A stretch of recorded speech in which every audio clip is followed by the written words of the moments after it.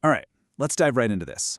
What do the tabletop behemoth Dungeons & Dragons, the massive anime franchise Mobile Suit Gundam, and a super dense 17th century book of forbidden magic all have in common? I know, it sounds like the setup to a really weird joke, but the answer is actually the hidden architectural blueprint of modern fantasy. Today, we're looking at how a centuries-old catalog of 72 ancient spirits became the foundational DNA for some of the biggest gaming and anime hits of our time. Welcome to our explainer on the Ars Goetia. Now, this text makes up the first section of a legendary grimoire known as the Lesser Key of Solomon, and we're going to explore exactly how this 17th century manuscript, which, by the way, originally served as a highly specific, totally serious manual for summoning malevolent entities, evolved from a whispered occult legend into a staple of modern media. Here's a quick roadmap of how we're going to break this down today. We'll start with the legend of the Brazen Vessel, then look at the strict demonic hierarchy, the mechanics of rituals and circles, the specific offices of these spirits, a massive twist regarding the human brain, and finally, its legacy and pop culture. Okay, Part 1. The Legend of the Brazen Vessel and King Solomon's Secret Seal. So, to really wrap our heads around the Ars Goetia, we've got to go back to the mythological beginning. According to occult tradition, King Solomon, who was obviously famous for his wisdom, was also considered a master of spirits. The story goes that because of their immense pride, Solomon commanded these 72 powerful entities, along with all their legions, into a brazen vessel, just like the one you're seeing, and then he locked them inside with a secret seal of his own design. But wait, the story definitely doesn't end there.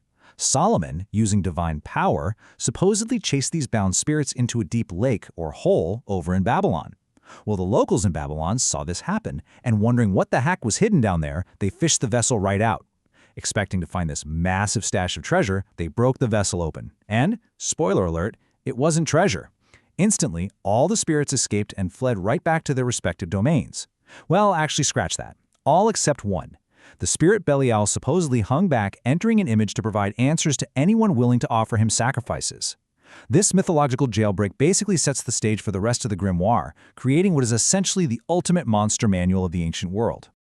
Moving on to Part 2, the strict demonic hierarchy, or as I kind of like to call it, the bureaucracy of spirits. You'd probably think a book full of demons would be total chaos, right? Just madness and disorder. But the Ars Goetia is actually incredibly organized. It's literally a strict bureaucracy based on the 7 traditional astrological planets. Look at how this breaks down. Kings like Baal and Paimon are associated with the sun, which means their ritual seals absolutely must be made of pure gold. Dukes are linked to Venus, so they require copper. Marquises answer to the moon and need silver seals.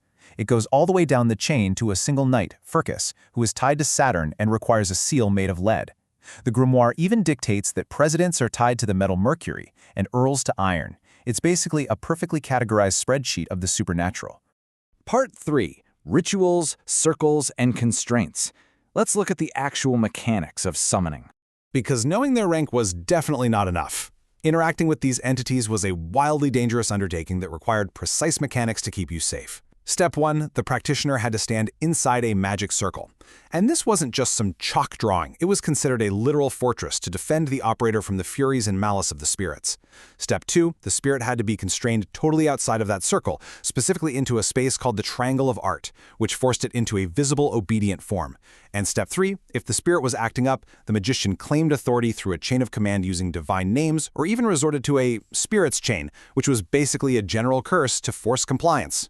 Looking at how the source material maps this out, the geometric precision is just wild. The magic circle acts as a true defensive castle. The practitioner stands perfectly in the center, positioning themselves as a microcosm of divine authority, completely surrounded by protective words of power. Meanwhile, exactly 2 feet away sits the Triangle of Arte. It's carefully pointed toward the compass direction of the specific spirit you're summoning, acting as this unbreachable containment zone.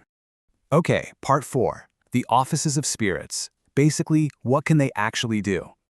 So why on earth would anyone risk all this danger? Well, because the grimoire functions almost like a catalog of highly specific supernatural services, which they called offices. Need to learn moral and natural philosophy? You summon Buer. Looking for hidden riches? Or maybe wanting to steal treasure right out of the houses of kings? Barbatos and Raum are explicitly noted for exactly that.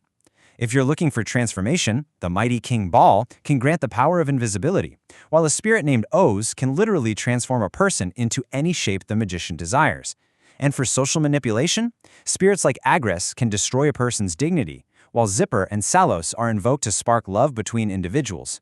It was this comprehensive, totally crazy toolkit for earthly desires. Part 5, Portions of the Human Brain. This is the modern, initiated interpretation, and it is a massive twist. This is where our explainer takes a huge turn into the 20th century. The famous occultist Aleister Crowley completely flipped the script on how these entities were understood. He famously stated, "The spirits of the Goetia are portions of the human brain." He argued that all those visual seals represent methods of stimulating or regulating particular spots in the brain through the eye. And those strange, incomprehensible, barbarous words of power, they were actually just auditory vibrations calculated to establish control over your own mind.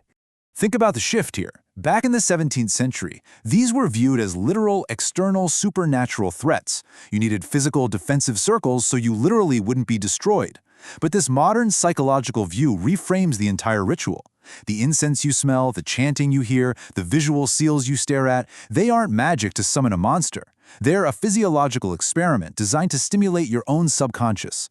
For instance, if you invoke a spirit named Samiris to learn logic, you're actually just using these sensory inputs to awaken your brain's own dormant logical faculties.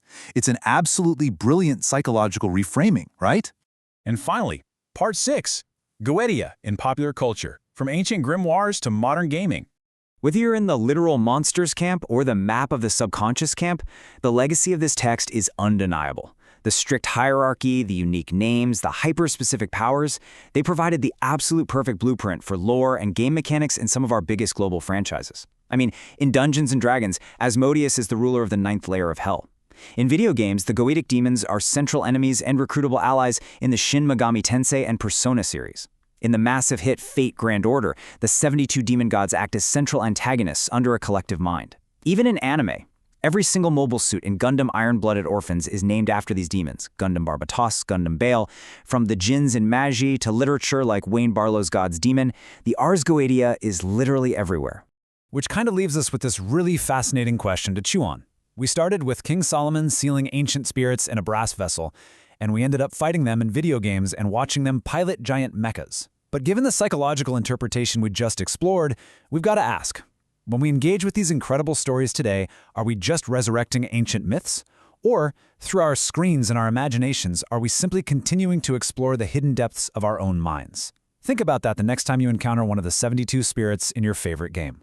That's all for this explainer. Thanks so much for diving into the Ars Goetia with me.